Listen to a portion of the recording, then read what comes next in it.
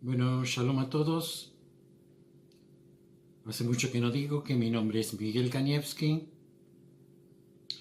Y no olvidarse, suscribirse y poner me gusta.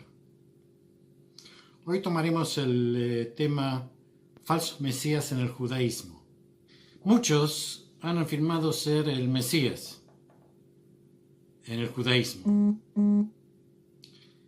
Los resultados han sido siempre desastrosos. Este también es un tema, como los últimos tratados, delicado, ya que los judíos han creído durante muchísimo tiempo, creen en la venida del Mesías. Alguien que traerá un nuevo periodo de verdadera redención.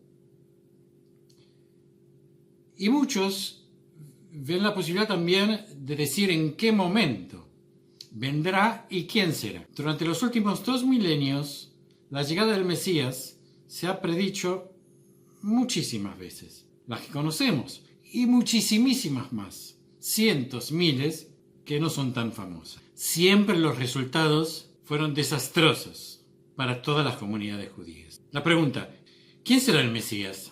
La posición judía clásica, que se ha sostenido durante muchísimo tiempo, es que habrá un redentor. El término Mesías, Mashiach, que quiere decir ungido, que traerá la salvación a la nación judía. En el contexto de la Biblia, de la Torá, este título se puede conferir a más de una persona. Los sacerdotes y reyes, por lo general, son ungidos para guiar a su pueblo. Inclusive, el rey Ciro, que no era judío, fue ungido también. Fue quien liberó a los judíos del cautiverio de Babilonia. Y es conocido como ungido. Pero hay un concepto más escatológico del Mesías también en la Biblia. La idea de que una persona, un rey, descendiente del rey David, marcará el comienzo de una era completamente nueva de redención para el pueblo judío. Esta idea ha estado arraigada en el sistema de creencias judías durante al menos 2600 años.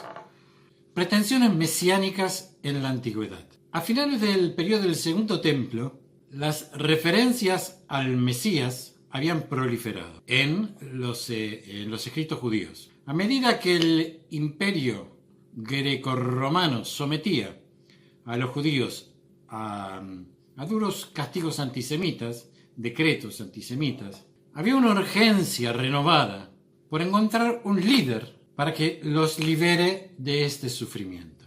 Libros bíblicos tardíos como Daniel o los apócrifos ofrecen visiones explícitas de lo que traería la redención final. Comprensiblemente, este aumento de las discusiones sobre el Mesías trajo un aumento en las predicciones mesiánicas e incluso la coronación de ciertas personas como Mesías. Durante los primeros siglos de la era común, ahora voy a tener problemas de todos lados, había decenas de individuos que decían ser Mesías. La mayoría de ellos nunca pudieron acumular ningún tipo de seguidores. Quizás el ejemplo más famoso fue Jesús, comúnmente llamado Jesucristo. Jesucristo, literalmente, Jesús el Mesías. La mayoría de los judíos en ese momento rechazaron a este carismático Mesías, aunque en ese momento alcanzó muchos seguidores no judíos y se han convertido en una de las religiones más grandes del mundo. Un siglo más tarde, un hombre llamado Bar Kokhba logró una atracción mucho mayor al convencer a los judíos de su condición de ungido. Después de que el templo fuera destruido en los años 70, después de la era común, los judíos fueron tan duramente golpeados por el Imperio Romano que no tuvieron oportunidad de pelear para expulsar a los extranjeros de Jerusalén. Varias décadas más tarde, a principios del siglo II de la era común, Bar Kokhba pudo reunir tropas y plantear una revuelta judía contra los romanos.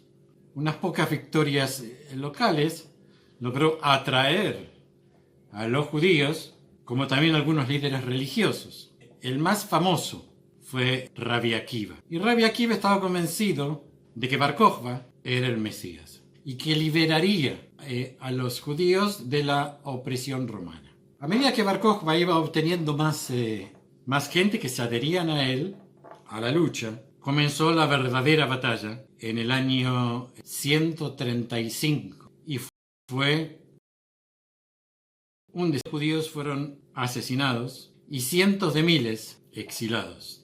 Después del fracaso de la revuelta de Bar Kokhba, las falsas pretensiones quedaron un poco calmas durante varios siglos. El Talmud, escrito durante este tiempo, durante este periodo, ofreció varias predicciones para la llegada del Mesías, incluyendo el año 440, a mediados del siglo V.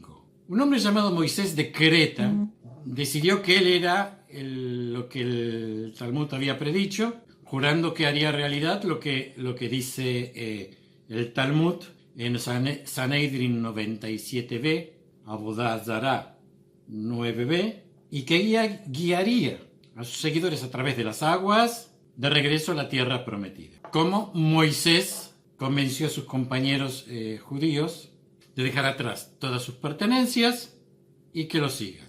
Pero no sucedió como Moisés. Esta persona desapareció. Otros dicen que huyó de la escena. No se sabe qué pasó con él. Mesianismo caraíta. Como ya hemos hablado en otros vídeos, los caraítas es un movimiento sectario que rechaza al judaísmo rabínico y considera sagrado solo la Biblia escrita, no el Talmud ni ningún otro escrito. Muchos de estos caraítas en un principio encabezaron cargos mesiánicos y prometieron reconstruir el templo de Jerusalén para volver a hacer sacrificios. ¿Por qué? Porque el judaísmo rabínico había suplantado los sacrificios, ya que no existía un templo, por el estudio de la Torá y la oración. Por eso los caraítas dijeron que ellos se iban a ocupar de reconstruir el templo y así puede haber nuevamente sacrificios. Así que no hace falta ni el estudio ni la oración. No hace falta decir que ninguno de estos pseudo mesías fracasaron. Y esta gente, estos líderes, fueron abandonados y formaron grupos religiosos que con los años se fueron desintegrando. Más movimientos mesiánicos de la Edad Media. Decenas de otros ejemplos dispersos a lo largo de la Edad Media. Veamos un caso famoso en el siglo XII de otro mesías llamado David al-Roy, nacido Menachem ben Salomón, que intentó levantarse contra el imperio musulmán. Su nuevo nombre elegido alude a una condición de Mesías, descendiente del rey David. El nombre al-Roy podría significar el inspirado. El plan de al-Roy era llevar a los judíos nuevamente a Jerusalén, derrocar el dominio musulmán y establecerse como rey. Finalmente, su revuelta fracasó y fue asesinado. Sus seguidores formaron un movimiento separatista judío conocido como los menaemistas. También ha desaparecido. Luego, como era de esperar, con el surgimiento y difusión de la Cábala hacia el periodo medieval tardío, muchos otros judíos afirmarían ser hacedores de milagros y mesías, que de manera similar llevarían a los judíos a la muerte, a la pobreza, o los sacaría de la comunidad judía. De esa época, el falso mesías más famoso fue Shabtai Tzvi, un judío carismático, moderno, que vivió a principios del Imperio Otomano. Nuevamente basándose, lamentablemente estamos viviendo esto nuevamente hoy, que se vivió en la época de Shabtai Tzvi, basándose en las tradiciones mesiánicas y cabalísticas. Tzvi comenzó a ganar seguidores a quienes les enseñaba ideas judías esotéricas y místicas, sacadas evidentemente del Zohar, de la Kabbalah. A medida que comenzó a tener más seguidores, comenzó a hacer milagros, a cantar públicamente el nombre de Dios y finalmente a declararse Mesías.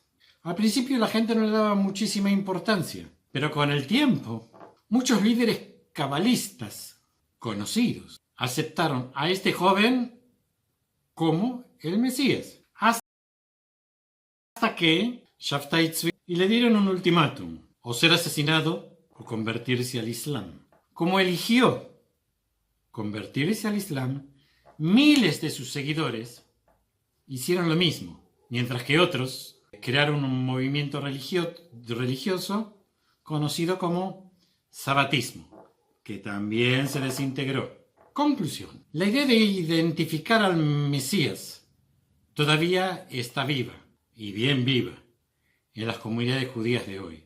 Aunque para algunos judíos el Mesías representa un ideal futurista, para muchos es algo mucho más concreto.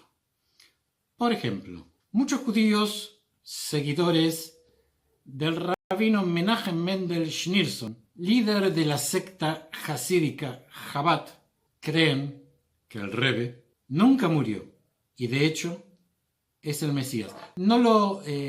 Públicamente no lo dicen, pero privadamente es lo que sienten. Por cada ejemplo de Mesías dichos aquí, de Mesías falsos, hay decenas o centenas de ejemplos que no he mencionado. En tiempos de dificultad, de fervor, de ignorancia, de necesidad, los judíos han creído que el Mesías era identificable y estaba cerca, solo para luego sentirse decepcionados. Un relato completo y detallado de todos los falsos mesías que hubo en la historia llenaría un libro. Si bien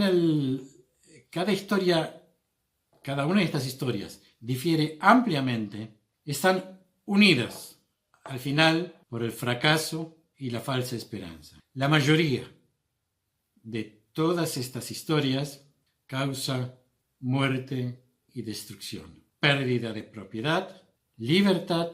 Gracias, nos seguimos viendo. Shalom a todos.